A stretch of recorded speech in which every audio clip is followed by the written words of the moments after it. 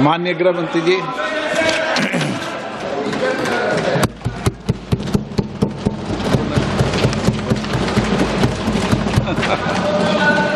सम्माननीय अध्यक्ष जी, पूरी चर्चा पर सरकार का जवाब तो कल मैं दूंगा, परंतु अब तक जो चर्चा हुई है उसमें कुछ चीजें ऐसी उभर कर आई है जिसको सुनकर मुझे लगता है कि आज रात के लिए भी देश की जनता में कोई भ्रांति नहीं रहनी चाहिए। तो वो चीजों की स्पष्टता करने के मर्यादित उद्देश्य से मैं यहां पर खड़ा हुआ हूं। माननीय अध्यक्ष जी, एक सबसे बड़ा नैरेटिव खड़ा किया जा रहा है, भ्रांति फैलाई जा रही है कि ये जो 3 विधेयक है, संविधान संशोधन विधेयक और 2 कानून, डिलिमिटेशन का और संघ क्षेत्र के चुनाव के कानून में बदलाव, वो आने से दक्षिण की क्षमता लोकसभा में बहुत कम हो जाएगी और हमारे दक्षिण के राज्यों को बहुत बड़ा नुकसान होगा। मान्यवर, मैं बिल जो सदन के सामने है, अब सदन की प्रॉपर्टी है, इसका प्रैक्टिकल इंटरप्रिटेशन कर कुछ चीजों को मैं बताना चाहता हूं। कर्नाटक राज्य में 543 के सदन में अभी 28 सीटें और सदन की 543 सीटों की संख्या के 5.15% कर्नाटक के सांसद यहां पर आते हैं। ये बिल पारित होने के बाद, संविधान संशोधन होने के बाद कर्नाटक की संख्या हो जाएगी 28 से बढ़कर 42 और प्रतिशत लोकसभा में 816 में हो जाएगा 5.14। तो जरा भी नुकसान कर्नाटक को नहीं होगा। दूसरा राज्य है आंध्र प्रदेश, इनकी अभी 25 सीटें हैं आंध्र प्रदेश की और अब की स्थिति में उसका प्रतिशत प्रतिनिधित्व 4.60 है, 4.60। अब इसमें भी 50% लगभग वृद्धि होगी, तो सीटें हो जाएगी 38 और 4.60 की जगह 4.65% उनकी शक्ति हो जाएगी। तेलंगाना में 17 सीटें हैं अभी और उनकी शक्ति 543 के सदन में प्रतिशत 3.13 है। अब उसमें 50% की वृद्धि होगी और सीटें हो जाएगी 26 और 3.13 की जगह 3.18% उनकी क्षमता। तमिलनाडु, इतने सारे लोग काले कपड़े पहनकर आए हैं, मैं तमिलनाडु की जनता को भी आश्वस्त करना चाहता हूं कि आपकी शक्ति कम नहीं होगी, बढ़ रही है। मान्यवर, अभी 39 सांसद तमिलनाडु राज्य से चुनकर यहां आते हैं और 543 के सदन में उसके प्रतिशत है 7.18%, 7.18%।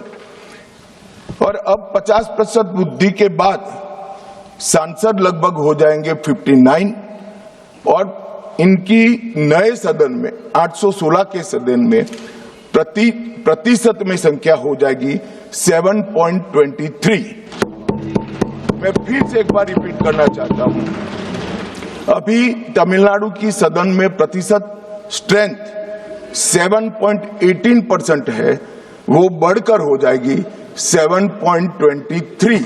तो तमिलनाडु को भी कोई नुकसान नहीं। केरला में 20 सांसद हैं, 3.68% इनका स्ट्रेंथ है, 20 की जगह 30 सांसद होंगे और 3.68 की जगह होगा 3.67। अब कुल मिलाकर दक्षिण का जो पूरा नैरेटिव बनाया जाता है उसको अगर हम सोचते हैं तो तो अभी 543 सीटों में जो आपके द्वारा बनाया गया है उसमें 129 सांसद इस सदन में बैठते हैं। मान्यवर, लगभग 23.76% दक्षिण के सांसदों का यहाँ शक्ति है। अब 50% वृद्धि होने के बाद 129 की जगह 195 सांसद बैठेंगे और उनकी शक्ति 23.97%, मतलब 24% होगी। तो शक्ति बढ़ नहीं रही है, कम नहीं हो रही है, बढ़ रही है।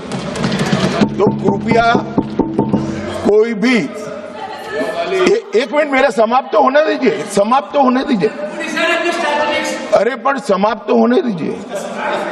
अरे पर बीच में कैसे करेंगे आप? मैं अभी बैठ जाइए, उसका भी जवाब देता हूं। आपको जवाब चाहिए ना, देता हूं।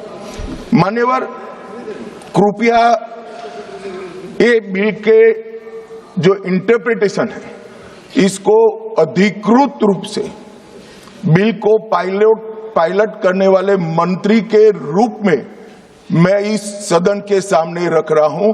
मैं मेरी जिम्मेदारी समझ रहा हूं।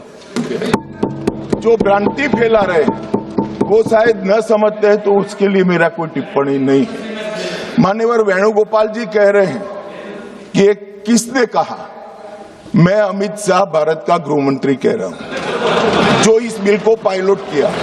दूसरी बात, सुनिए ना, बिल में कहां है और कहां से ड्रॉ कर मैं आंकड़े निकालता हूं। मैं कल उनको जब डिटेल जवाब दूंगा तब बता दूंगा, मगर वो सुनने के लिए बैठे वॉकआउट न कर जाए। बाकी मैं डिटेल केजी के बच्चे को समझ में आए इतनी सरलता से इनको मैं समझा दूंगा। उनको धैर्य से सुनना चाहिए। मान्यवर, इन्होंने कहा कि जाति जनगणना नहीं कराना चाहती है सरकार। इसको भी मुझे स्पष्ट कर देना चाहिए। सरकार की कैबिनेट ने नरेंद्र मोदी जी के नेतृत्व में जाति जनगणना करने का निर्णय कर लिया है। अगली जनगणना जाति जनगणना होने वाली है। एक भ्रांति फैलाई जा रही है कि अभी जो प्रश्न पूछे जा रहे हैं उसमें जाति का जिक्र नहीं है। मान्यवर, जनगणना जिनका डिटेल अभ्यास है उनको मालूम होगा, जनगणना 2 हिस्सों में होती है। पहले सभी मकानों को इंगित किया जाता है और उसके बाद में जो बिल्डिंग्स होते हैं इसके अंदर रहने वाले बंदों को इंगित किया जाता है। तो बिल्डिंग की अभी तक कोई जाति की व्यवस्था हुई नहीं है, होगी तब इसको भी गिन लेंगे। अभी तक बिल्डिंग की कोई जाति व्यवस्था नहीं है। मान्यवर, जब व्यक्तियों की जाति गिनी जाएगी तब जाति जनगणना का सवाल आएगा। ये भी मैं आज पूरी तरह से स्पष्ट कर देना चाहता हूं। मान्यवर, उन्होंने कहा कि 850 का आंकड़ा कहां से आया, ये मैं समझाता हूं। 850 का जो आंकड़ा है मान्यवर, वो इस तरह से बना है कि काल्पनिक रूप से सोच ले कि 100 सीटें हैं।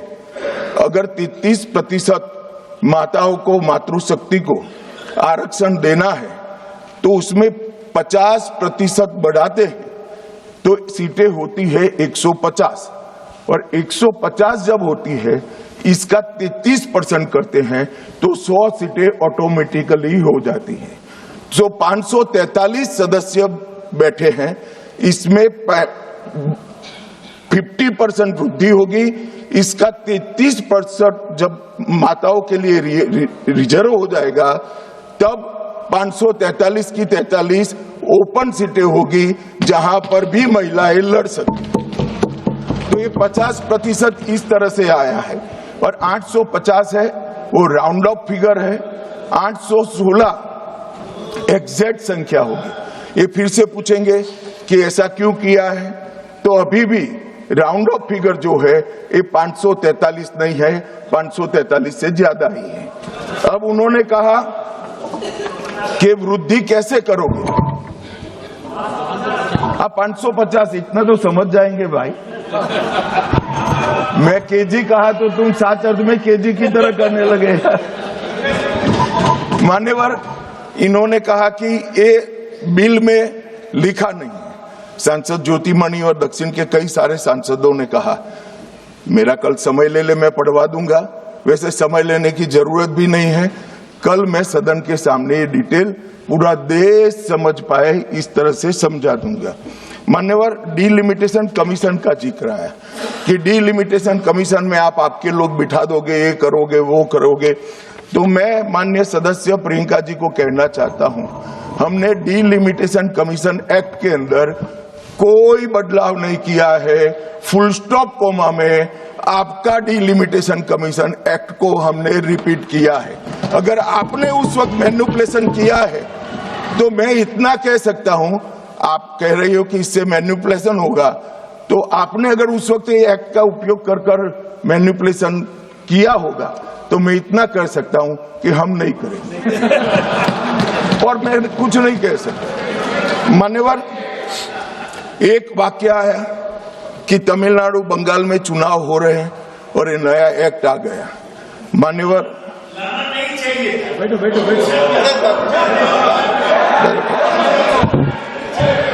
मान्यवर, मैं स्पष्टता से कह देता हूं कि ये डीलिमिटेशन कमीशन की जो रिपोर्ट तभी लागू होगी जब पार्लियामेंट इसको स्वीकार करके करेगी और राष्ट्रपति महोदय इस पर अपना मंजूरी का मोहर लगाएंगी। तो ये 2029 के पहले होने का सवाल नहीं है। 29 तक भी जो चुनाव होंगे वो सारे पुरानी सीटों पर ही होंगे, पुरानी व्यवस्था में होंगे। तो अखिलेश जी को भी डरने की जरूरत नहीं है। यहाँ 27 की बात करूं, यहाँ हालांकि वो जीतेंगे नहीं, वो अलग बात है, मगर डरने की जरूरत नहीं है। यहाँ पर कहा गया कि सत्ता बनाए रखने की लालसा में ला गया है। मान्यवर, ऐसा जो लोग कहते हैं कि कुछ नेता 130 करोड़ की आबादी के जनमत को मैनिपुलेट कर सकते हैं, वो हमारी शक्तियों के आकलन बहुत ज्यादा कर रहे हैं। हम तो उस बात में मानने वाले हैं, लोकतंत्र में सत्ता नागरिक के वोट से और नागरिक के दिमाग से ही तय होती है। राजनेता, राजनीतिक पार्टियां नहीं कर सकती। 130 करोड़ का जनमत कौन मैनिपुलेट कर सकता है ऐसा? और अगर कर पाते तो हम तो जीतते ही नहीं। आप सत्ता में बैठे थे, हम कैसे जीतते? मान्यवर, इमरजेंसी डालने के बाद भी जनमत मैनिपुलेट नहीं होता है, इस देश का इतिहास है। और जहां तक लोकतंत्र को खत्म करने की बात करी है, मैं भारतीय जनता पार्टी के कार्यकर्ता के नाते, इस सदन में एक सांसद के नाते कहता हूं, किसी की भी ताकत नहीं है इस देश से लोकतंत्र को खत्म करने की। जिन्होंने प्रयास किए हैं इमरजेंसी के वक्त, जनता ने उनको खत्म कर दिया था, लोकतंत्र को कुछ नहीं हुआ। और मान्यवर, लोकतंत्र इस तरह से खत्म नहीं है।